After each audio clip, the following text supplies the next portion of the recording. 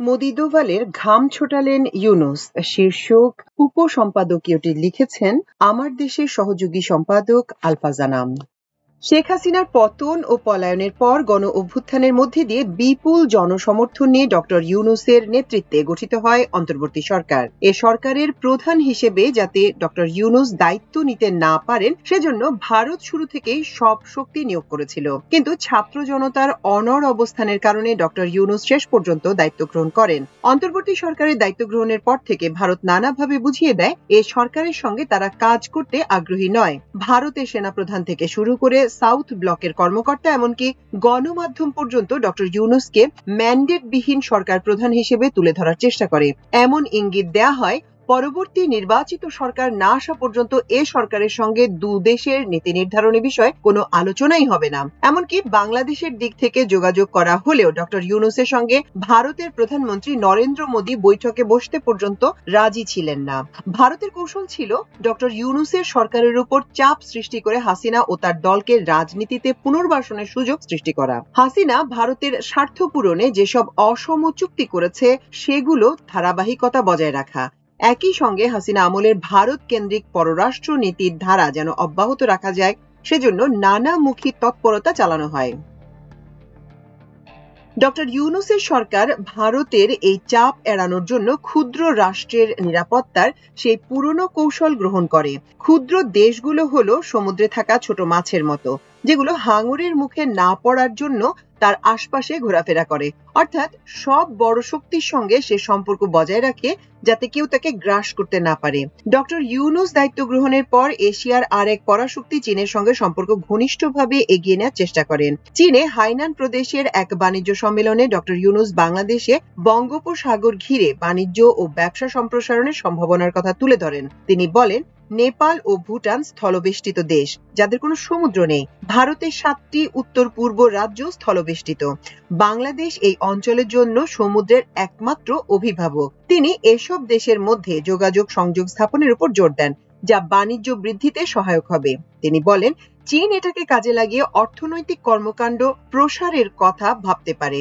Doctor ইউনূসের এই বক্তব্য ঘিরে ভারতের তোলপাড় শুরু হয়। ডক্টর ইউনূসের এই বাণিজ্য নির্ভর আহ্বানকে ভারত দেখে নিরাপত্তার দৃষ্টিকোণ থেকে। দিল্লির চীনা ভীতি যেন প্রবল রূপ ধারণ করে।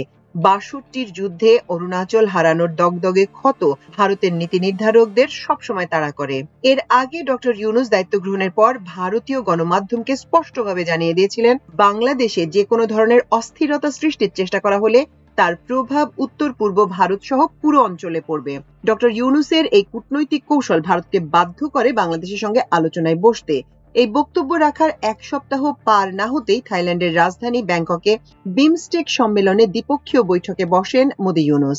এর আগে ভারতের কর্মকর্তাদের বরাত দিয়ে দেশটির গণমাধ্যম জানিয়েছিল, উত্তর পূর্ব ভারত নিয়ে ডক্টর ইউনূসের বক্তব্যে ভারত নাকি এতটাই ক্ষুব্ধ যে তার সঙ্গে বৈঠকে বসবেন না মোদি। তাহলে বৈঠকটি হলো কেন?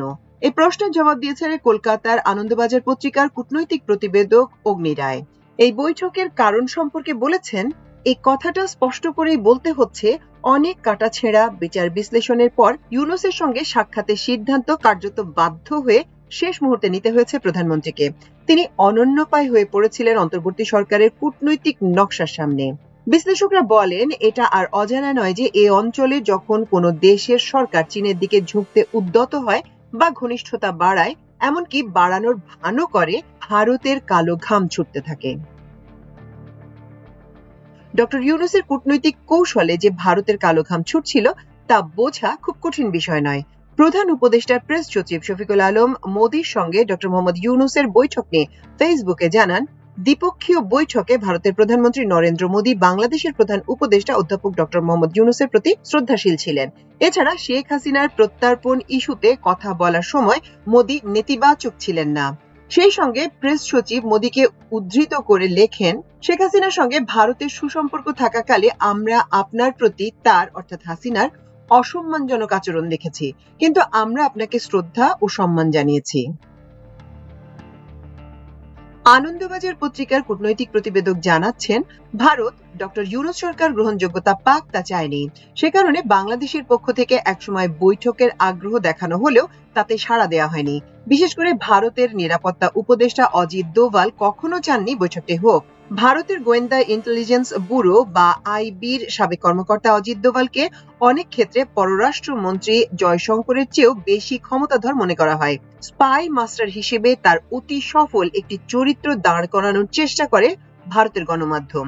আনন্দবাজারের প্রতিবেদনে বলা হচ্ছে, আসলে জাতীয় নিরাপত্তা উপদেষ্টা অজিত দোভাল এবং তার বাহিনী গোড়া থেকেই চাইছিলেন না মোহাম্মদ ইউনূসের মুখোমুখি হন নরেন্দ্র মোদী। তাদের মত ছিল, বৈঠকে বসলে সে দেশের অন্তর্বর্তী সরকার যা করে চলেছে তা এক ধরনের কূটনৈতিক মান্যতা পেয়ে যাবে।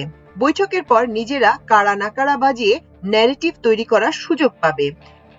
এই বৈঠক নিয়ে দিল্লির মধ্যে উদ্বেগ ও দ্বিধা থাকলেও ইউনূস ছিলেন একেবারেই সাবলীল। আগের অবস্থানেও ছিলেন অনড়। বৈঠকে গণহত্যার দায়ে অভিযুক্ত হাসিনার বিচারের জন্য তাকে ফেরত দেওয়ার বিষয়টি উত্থাপন করেছেন তিনি। আনন্দবাজার পত্রিকা জানাচ্ছে, ইউনূস মোদির কাছে জানতে চেয়েছেন, আমরা হাসিনাকে যে ফেরত চাইছি তার কত দূর। আমরা জানি তার ঘরোয়া রাজনীতির জন্য এই ভাষ্য তৈরি হয়েছে, কিন্তু এর প্রভাব ভারতের মতো বিশাল রাষ্ট্রের বাজার ধর্মীয় বিভাজনে নানাভাবে পড়বে। অন্যদিকে মোদি কাটা রেকর্ডের মতো পুনরাবৃত্তি করেছেন বাংলাদেশের সংখ্যালঘু সম্প্রদায়ের নিরাপত্তাহীনতা নিয়ে ভারতের উদ্বেগ। জানিয়েছেন, ভারত সে দেশে দ্রুত নির্বাচন চায়, কিন্তু এর কোনো পাথুরে প্রতিশ্রুতি ইউনূসের কাছ থেকে পাওয়া গিয়েছে এমন খবর নেই। প্রধান উপদেষ্টা ডক্টর মোহাম্মদ ইউনূসের সঙ্গে নরেন্দ্র মোদীর এই বৈঠকে দুদেশের সম্পর্কের বরফ কতটা গলবে তা বলার সময় এখনো আসেনি। তবে ইউনূসের সফল চীনা কার্ডে ভারতে যে অস্থিরতা তৈরি হয়েছে তাতে কোনো সন্দেহ নেই। ডক্টর ইউনূসের সঙ্গে মোদীর বৈঠকের যে ভাষ্য এখন পর্যন্ত পাওয়া গেছে তা দিল্লিতে পলাতক হাসিনার জন্য সুখবর নয়। হাসিনা ও তার পলাতক সহযোগীরা আশা করেছিলেন এই বৈঠকটি হয়তো হবে না। ভারতের সমর্থন নিয়ে বাংলাদেশে তারা অস্থিরতা সৃষ্টির পুরনো খেলা আবার শুরু করবেন, কিন্তু সেই আশা পূরণ হবে না।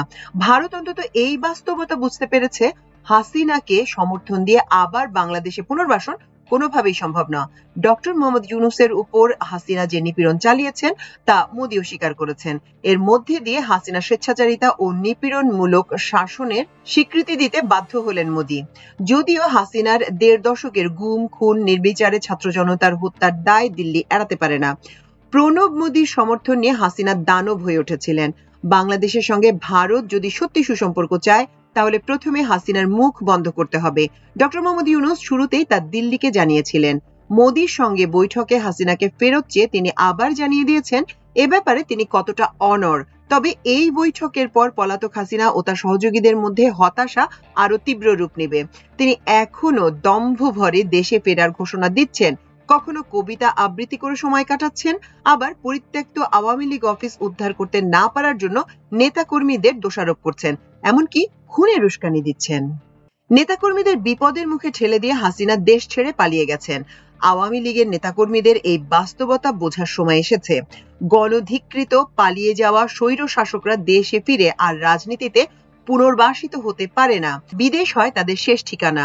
৭০-এর দশকে ইদি আমিন থেকে ৯০-এর দশকে বেন আলী পর্যন্ত ইতিহাসের বহু শাসকের পরিণতি একই রকম। শেখ হাসিনা আন্তর্জাতিকভাবে প্রমাণিত একজন গণহত্যাকারী।